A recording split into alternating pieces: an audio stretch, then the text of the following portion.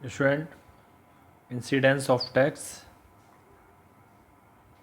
यानी scope of total income का हमने कल एक न्यूमेरिकल किया था।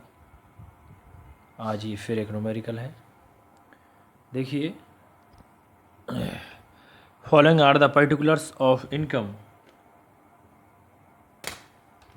Of Shri Mohan for the previous year 2019-20। Number 1,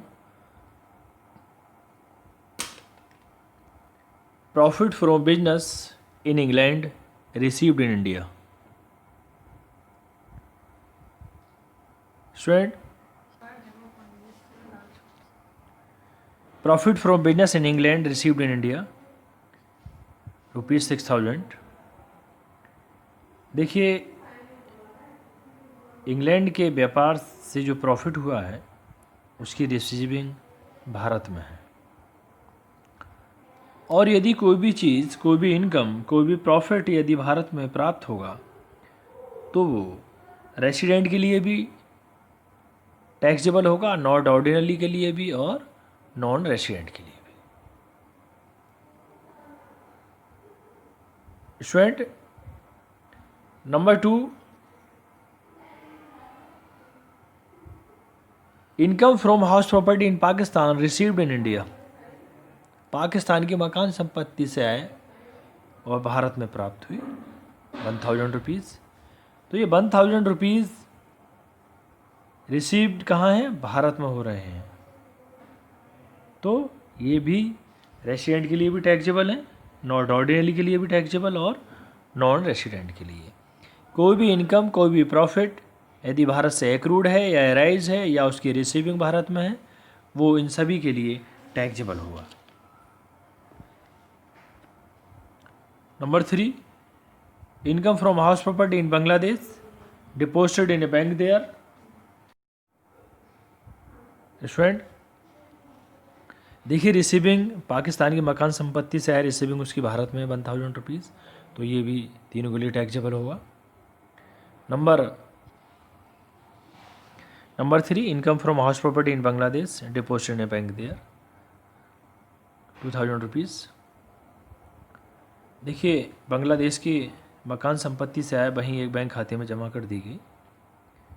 student, इस कंडीशन में ये केवल रेसिडेंट की टैक्सेबल है क्योंकि इसका कहीं भारत से लेना देना नहीं हुआ और केवल बांग्लादेश में इनकम कमाई गई, वहीं किसी खाते में जमा कर दी, भारत लाई नहीं गई। Number 4, profit from business in Indonesia deposited in a bank there, this business controlled from India. देखिए, इंडोनेशिया के बिजनेस से लाभ हुआ और वहीं एक बैंक खाते में जमा कर दिया, लेकिन इस बिज़नेस का नियंत्रण भारत से है, ₹2,500। अब नियंत्रण भारत से है, controlling and management board of directors की मीटिंग्स भारत में होती है, बिजनेस इंडोनेशिया में है, तो ये रेसिडेंट के लिए टैक्सेबल है और नॉट ऑर्डिनरी के लिए टैक्सेबल है, नॉन रेसिडेंट के लिए नहीं है। Number 5, income accrued in Bhopal but received in Singapore. देखिए, जो इनकम एक्रूड की जा रही है वो भोपाल से, लेकिन उसकी रिसीविंग सिंगापुर में है। अब ₹3,000 रिसीविंग सिंगापुर में है, लेकिन भोपाल से इनकम एक्रूड हो रही है इस कंडीशन में, क्योंकि भारत से एक्रूड हो रही है, उपार्जित हो रही है। ये तीनों के लिए टैक्सेबल है, रेसिडेंट के लिए भी, नॉन ऑर्डिनरी रेसिडेंट के लिए भी और नॉन रेसिडेंट के लिए भी। Number 6, profit from business in India ₹7,500। देखिए, भारत के बिजनेस से लाभ हुआ ₹7,500 का, ये भी तीनों के लिए टैक्सेबल होगा, रेसिडेंट के लिए भी, नॉट ऑर्डिनरी के लिए भी और नॉन रेसिडेंट के लिए भी। पास्ट अनटैक्स्ड इनकम यानी foreign income brought into India during the previous year ₹10,000। पहले की आय जो बाद में भारत लाएगी, यानी प्रीवियस ईयर में भारत लाएगी। पहले इनकम कमाई होगी पहले कुछ सालों में, उस समय वहीं अपने पास रख लिया होगा, लेकिन प्रीवियस ईयर में भारत भेज दी गई।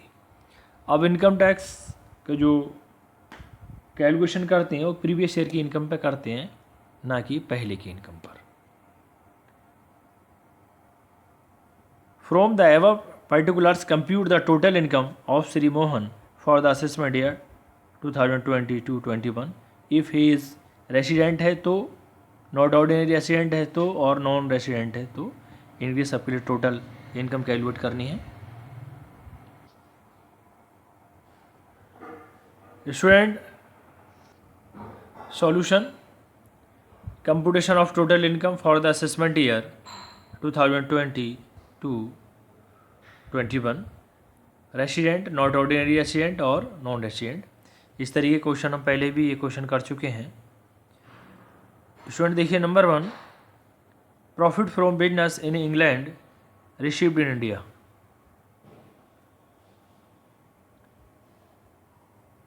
अब रिसीविंग भारत में है, इसलिए ये तीनों के लिए टैक्सेबल होगा। 6000 रेसिडेंट के लिए और 6000 नॉट ऑर्डिनरी रेसिडेंट के लिए और 6000 नॉन रेसिडेंट के लिए। अब income from house property in Pakistan received in India, Pakistan की मकान संपत्ति से आए उसकी रिसीविंग भारत में हुई। स्टूडेंट चाहे रिसीविंग या एक्रूड या एराइजन भारत से है तो ऐसी इनकम, ऐसा प्रॉफिट तीनों के लिए टैक्सेबल होगा, रेसिडेंट के लिए भी, नॉट ऑर्डिनरी रेसिडेंट के लिए भी और नॉन रेसिडेंट के लिए भी। Number 3, income from house property in Bangladesh deposited in a bank there, Bangladesh की मकान संपत्ति से आए वहीं ये बैंक खाते में जमा कर दी गई 2000 रुपये। अब भारत का यहाँ, भारत से किसी को लेना देना नहीं है, ना ही भारत में एक्रूड है, ना ही भारत में राइज है, ना ही रिसीविंग है, सब कुछ भारत के बाहर। इस कंडीशन में जो रेसिडेंट है केवल उसके लिए टैक्सेबल होगा, नॉट ऑर्डिनरी के लिए नहीं है, ना ही नॉन रेसिडेंट के लिए है। Student number 4, profit from business in Indonesia deposited in a bank there, this business controlled from India. देखिए इंडोनेशिया के बिजनेस से लाभ हुआ और जो बिजनेस है उसका नियंत्रण भारत से है। यदि कोई भी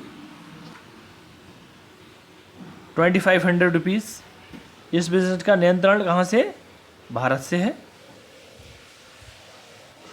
यदि कोई भी इनकम भारत के बाहर कमाई जा रही है, वहीं अराइज है या रिसीविंग भारत से बाहर है, उस बिज़नेस का कंट्रोल एंड मैनेजमेंट भारत से है, तो ये रेसिडेंट के लिए टैक्सेबल है, नॉट ऑर्डिनरी रेसिडेंट के लिए टैक्सेबल है और नॉन रेसिडेंट के लिए टैक्सेबल नहीं है।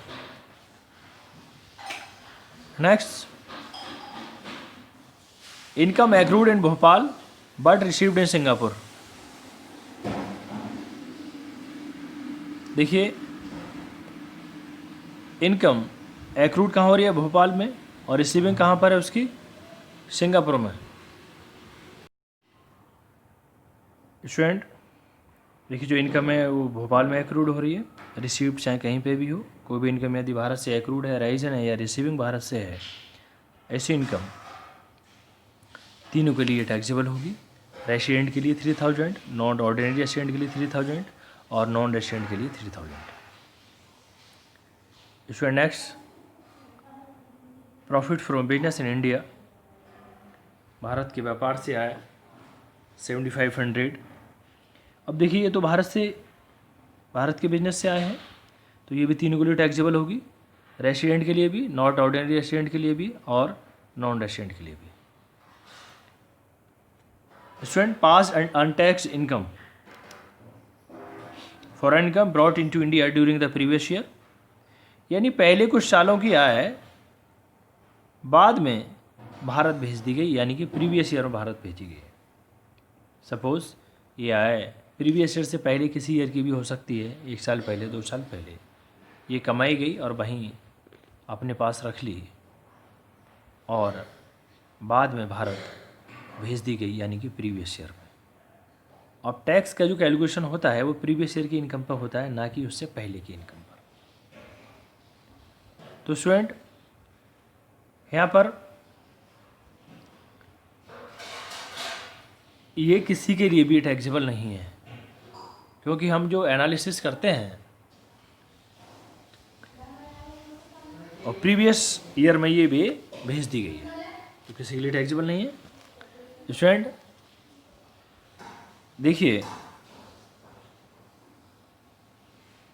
इस क्वेश्चन में